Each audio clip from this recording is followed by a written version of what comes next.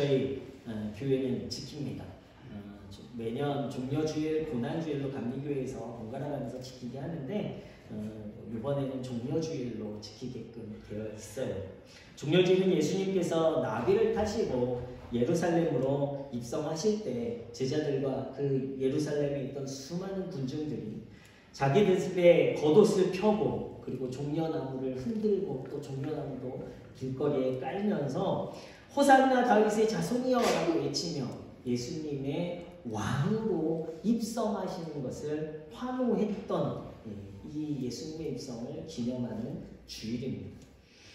종려주일을 시작하면서 사실은 이스라엘 백성들 그리고 군중들이 바랬던 것은 로마의 지배에서부터 예수님께서 그 로마의 권력을 정복하고 그리고 예수님이 온 세상의 정치적인 왕, 다윗의 자손으로 왕이 되시는 것을 기대했어요.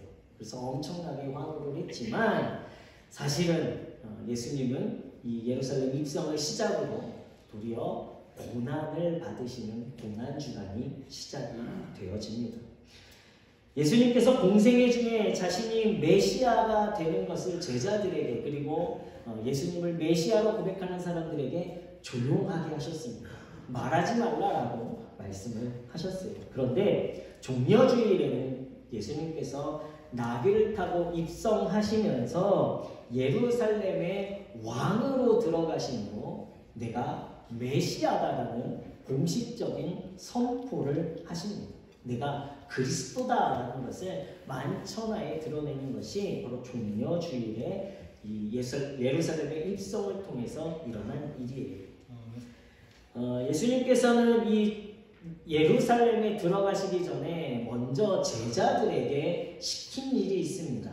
그것은 바로 매인 나귀와 나귀 새끼를 풀어 끌고 오라라고 말하고 있는 거예요. 제자들은 이해할 수 없습니다.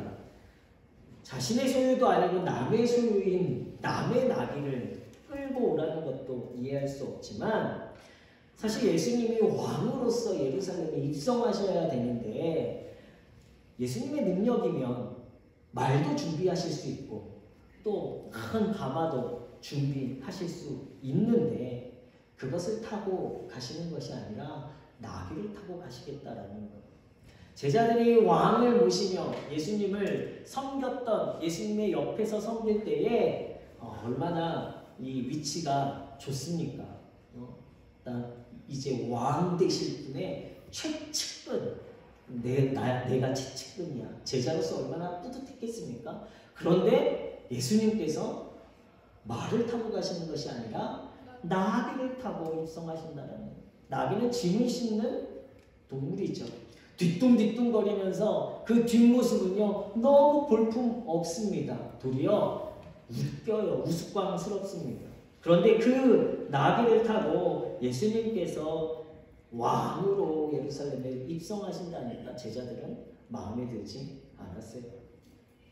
조금 더 멋지게 예수님께서 입성하셔야 내가 으쓱할 텐데 나도 더 멋있어 보일 텐데 이 예수님의 나귀 타는 모습은 어색하고 또 우스꽝스럽습니다. 예수님이 나귀 타고 오실 때 앞에서 보면 그래도 예수님이 이렇게 오시지만 뒷모습을 보면 더 예수님의 모습에 행색이 초라해 보일 수밖에 없죠. 제자들은 예수님의 나귀를 타는 것들을 반대했을 것입니다. 그런데 예수님이 매인 나귀를 풀어 끌고 오라라고 말씀하세요. 여러분들이 예수님을 믿는다라는 것은 무엇입니까? 우리가 예수님을 믿는다라는 것은 무엇이죠? 성경은 예수님을 믿는다, 영접하는 자, 곧 그 이름을 믿는 자들에게는 어떠한 것을 주십니까? 하나님의 자녀가 되는 권세를 주십니다. 바로 우리가 예수님을 믿는다라는 것, 예수님을 영접하고 예수님을 환호한다라는 것은 우리가 죄의 자녀에서 하나님의 자녀로 바뀌었다라는 것을 이야기합니다. 죄에 묶여있던, 사단에게 묶여있던 우리를 예수님을 우리가 믿기 때문에 예수님을 환호할 때에 예수님께서 우리의 묶여있는 죄, 묶여있는 사단의 권세를 풀어내셔서 그것에서 끌어내시고 우리를 하나님의 자녀로 자유로운 기쁨과 은혜를 누릴 수 있도록 하셨다는 것. 이것이 예수님을 믿는 것, 복음의 또 다른 목적이 되어집니다.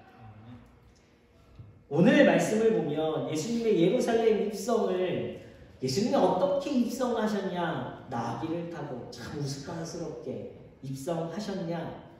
말을 타고 가셨어야 되는데 진짜 왕이 입성이 되어질 텐데 어떻게 입성하느냐가 중요한 것이 아닙니다. 우리가 오늘 종려주의를 통해서 예수님의 예루살렘의 입성의 의미를 우리가 더 깊이 알아야 되는데 그것은 바로 무엇을 위해서 예수님이 예루살렘에 입성하셔야만 했느냐입니다. 그것은 가장 먼저 매인 나귀를 풀어주시는 것으로 예수님이 예루살렘에 입성을 하셨어요. 매인 나귀를 풀어 타고 입성하심으로 예수님은 하나님의 영광을 시작하셨습니다. 예루살렘의 입성은 바로 이 매인 나귀를 풀어내시는 것에 가장 큰 의미가 있는 것입니다. 매인 것을 풀어주심으로 진정 하나님의 아들로서의 길을 시작하신 거예요. 예수님은 모든 인류를 죄에서 풀어주시려 예루살렘의 왕으로 입성하셨습니다. 정치적인 왕으로서 이 땅에 오신 것이 아니라 모든 만물의 왕으로서 죄로부터 매여있던 우리들에게 진정한 자유와 해방을 주시기 위해 매인 나귀를 먼저 풀어주시고 멍에를 메고 있던 나귀에게서 멍에를 내려놓게 하시고 하나님의 영광에 함께 참여할 수 있도록 하신 거예요. 이것이 종려주일의 진정한 의미입니다. 믿음은요, 매인 것을 풀어내는 능력입니다. 여러분이 예수님을 믿는다는 것은 여러분들 오늘 억누르고 메고 있는 모든 것이 풀려지는 능력이 돼야 될 줄로 믿습니다. 우리 안에 매여 있는 것을 풀어주는 힘은 오직 예수 그리스도의 능력밖에 없어요. 이것을 아는 것이 믿음입니다. 그 믿음이 우리를 억누르고 메고 있던 모든 것에서 우리를 진정한 자유와 기쁨을 누리게 해주는 거예요. 이 믿음이 있으시길 예수 그리스도 이름으로 축원합니다. 시편 146편 7절에는요. 억눌린 사람들을 위해 정의로 심판하시며 줄인 자들에게 먹을 것을 주시는 이시로다. 여호와께서는 갇힌 자들에게 자유를 주시는도다. 먹을 것, 줄인 것에 억눌리고 줄인 것에 매여있는 자들에게요. 먹을 것을 줌으로 자유케 하셨어요. 갇힌 자들에게 그들을 풀어내심으로 그들에게 자유를 주셨습니다. 이것이 예수님이 이 땅에 오셔서 하나님의 영광을 드러내시는 진정한 은혜예요. 예수님이 오신 이유입니다.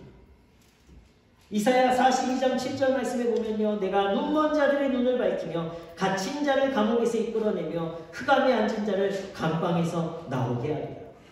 보지 못하는 억눌려 있는 자들을 보게 하는 거예요. 갇힌 자를요 감옥에서 끌어내어 자유케 하는 거예요. 흑암에 앉은 자를 감방에서 나오게 하는 거예요. 이것이 예수님의 사역. 그리고 예수님이 오늘 저와 여러분들의 삶 가운데도 동일하게 일어나는 능력이 될 줄로 믿습니다. 예수님은요 공생애를 시작하실 때에도 동일하게 이 말씀을 선포하셨습니다. 누가복음 4장 17절에서 20절 말씀에 보면요. 성령이 내게 임하셨으니는 가난한 자에게 복음을 전하게 하시려고 내게 기름을 부으시고 나를 보내사 포로된 자에게 자유를, 눈먼 자에게 다시 보게 함을 전파하며 눌린 자를 자유롭게 하고. 이 말씀이 바로 예수님의 사역임을 온전히 드러내셨습니다. 이사야 61장의 말씀을 선포하시면서 공생애를 시작하셨습니다. 줄이고 목마른 자들에게 먹고 마시게 하고 갇힌 자에게 자유를 주고 눈먼 자에게 보게 하는 일, 억눌린 자를 자유롭게 하는 것이 예수님이 하실 일이에요. 누구를 위해서요? 우리를 위해서 하실 일입니다.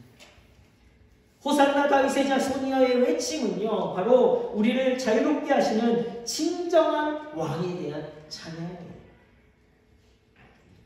예수님만이 저와 여러분들을 자유케 하실 줄로 믿습니다. 여러분들은 오늘 억누르고 있는 문제는 무엇입니까? 여러분들이 지금 억눌림 당하고 거기에 매여서 모든 관심과 모든 생각과 모든 아픔들이 쏠려 있는 문제는 무엇입니까?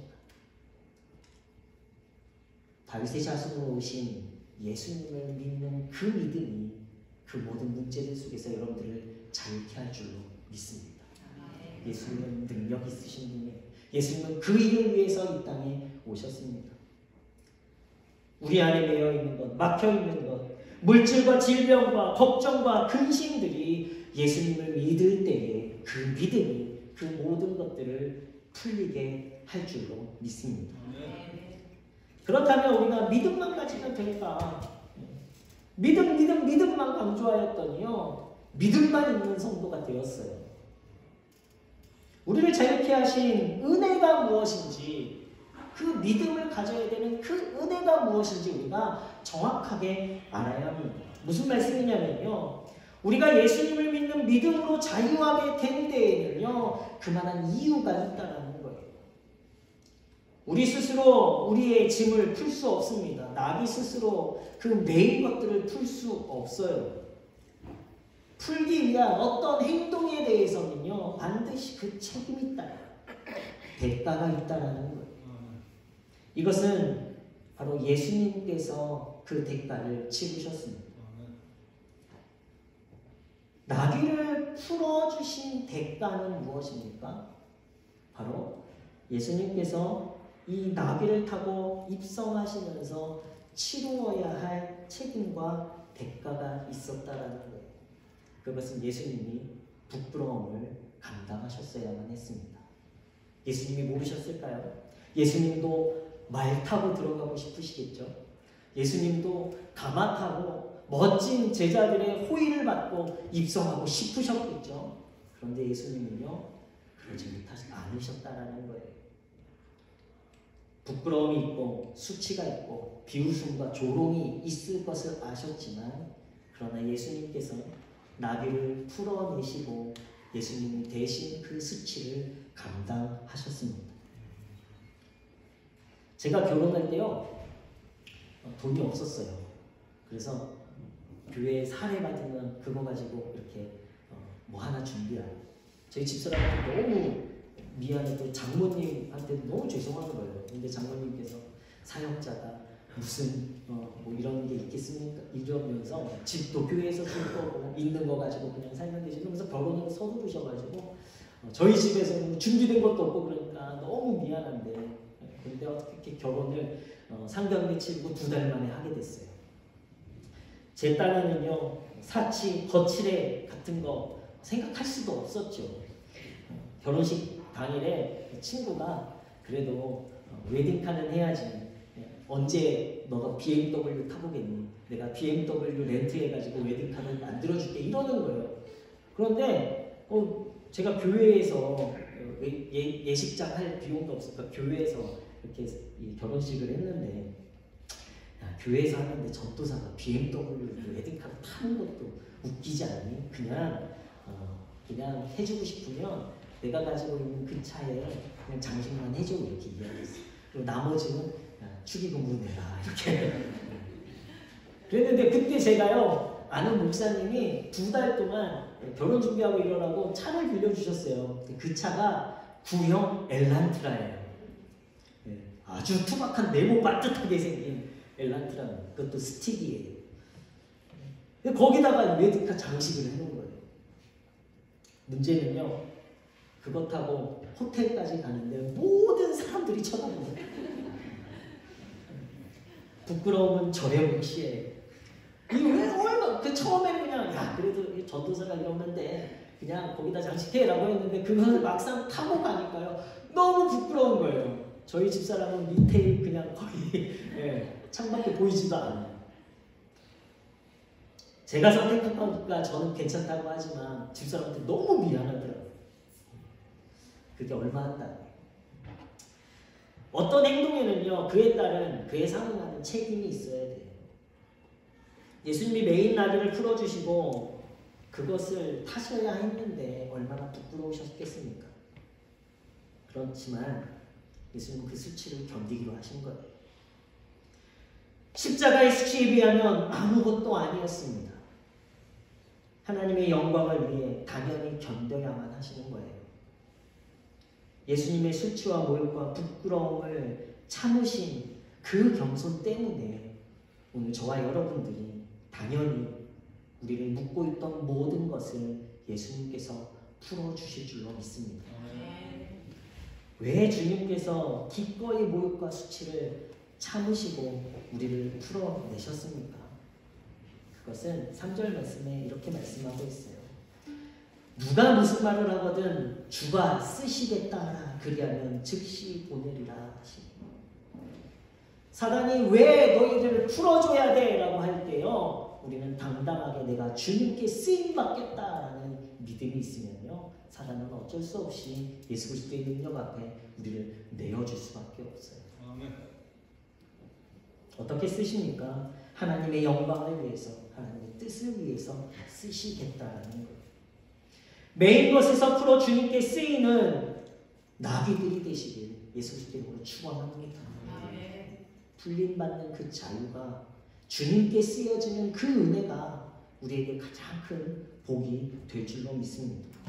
문제는요, 우리가 주님께 쓰이는 나귀가 되려 하기보다는요, 주님을 찬양하는 예루살렘 군중이 되려고만 하는 거예요. 이들은요, 자기 욕심과 자기 기대와 자기 만족과 자기 멋으로 예수님을 찬양했습니다. 예수님을 찬양하는 거 좋은 거죠. 옳은 거죠. 그런데요, 그 예수님의 찬양의 중심에 내 멋이, 내 만족이 들어있으면요, 그것은 교만이 되어지는 거예요. 유한한 것이 되어져요. 로마의 지배로부터 자신들을 자유케 하신 예수님이었습니다. 내 기대를 가지고 예수님을 기대했어요. 그런데 자신의 기대와 다르게 예수님이요, 나귀를 타셨어요. 예수님이 왜 나귀를 타셔? 부끄럽고 수치스럽고 우스꽝 보이는 예수님이었어요. 자신들의 기대와 다르게 너무 나약해 보여요. 그리고는 그 모습이 유대 지도자들과 로마 지도자들 앞에서도 동일하게 보여지니까 이들의 찬양은 곧 무엇으로 바뀝니까? 예수님을 죽이는 데 앞장서는 열정이 되어져요. 자기 기대와 만족과 자기 멋에 취하면요, 결국엔 스스로 멍에 매는 자들이 되어져요. 저는 우리 문혜의 성도님들이 자기 멋과 자기 만족과 자기 기대에 취해 예수님을 찬양하는 군중이 아니라 예수님께서 풀어내시고 기꺼이 예수님을 등받고, 때로는 우스꽝스럽고 때로는 나약해 보이고 때로는 연약해 보인다 할지라도 예수님의 영광을 위해 기쁨으로 쓰임받으시는 문혜의 성도님들 되시길 예수 그리스도로 축원합니다. 주님께 쓰임받는 자가 되기 위해서는요, 이제 우리가 예수님과 함께 그 길을 걸어가야 돼요. 때로는 조롱도 있고 때로는 비웃음도 있을 거예요. 때로는 부끄러움도 있을 거예요. 그러나 그것을 우리가 이제 감당해야 된다는 거예요. 하나님의 영광을 위해 주님이 쓰시는 그 길에 우리의 멋과 우리의 기대와 내 만족에 취해서 으스대며 나아가는 것이 아니라 때로는 자존심 상하고 때로는 부끄러워 보이고 때로는 수치가 있지만 하나님의 영광을 위해, 하나님의 교회를 위해, 우리 성도들을 위해, 그리고 복음을 위해 희생과 겸손을 감당해 가시는 문의 믿음 있는 성도들 되시길 예수 그리스도의 이름으로 축원합니다. 그래서 우리의 희생과 겸손을 주님이 쓰실 때에 또 다른 구원받는 자, 또 다른 묶임에서 풀린 자들이 더해지게 될 줄로 믿습니다. 나귀는 묶임에서 풀려 예수님과 함께 환호하는 그 자리에 함께 했습니다. 묶여 있으면 예수님께 사용되지 않았으면 허드렛 일을 계속하고 주인의 짐밖에 싣지 못하는 삶으로 살아갈 수밖에 없었죠. 그러나 예수님을 모실 때에 그 영광의 자리에 함께 참여하는 자가 되었습니다. 저는 문외 성도님들이 예수님의 영광의 자리에 함께 참여하시는 기쁨을 누리시길 예수 그리스도 이름으로 축원합니다. 영원한 자유를 누리는 인생이 되시길 다시 한번 예수 그리스도 이름으로 축원합니다. 우리가 종려주일로 우리가 함께 모여 예배합니다. 종려주일 우리를 묶임에서 우리를 매임에서 풀어내신 그 예수 그리스도의 그 길을 우리가 함께 걸어가므로 이제 우리들을 통해 또 다른 묶임에서 자유한 영혼들이 주님께서 쓰셔서 그 일들을 감당하시는 우리 민혜의 성도님들이 되시길 다시 한번 예수 그리스도의 이름으로 축원합니다. 한 주간도 우리를 메고 있던 걱정과 염려를 주님께서 풀어주심을 믿는 성도들 되시길 바랍니다. 그래야 자유한 우리 민혜의 성도님들 되시길 축원합니다. 또 주변의 다른 사람들의 매임에서도 풀어주는 그 사명을 감당하시길 축원합니다. 그 사명을 감당하기 위해서 나의 희생도 있어야 된다는 그 결단을 통해서 여러분들을 통해 묶임에서 자유하게 되는 영혼들이 날로 이 문해교회 안에, 이 지역 안에, 여러분들의 가정 안에 날로 채워지길 예수 그리스도의 이름으로 축원합니다.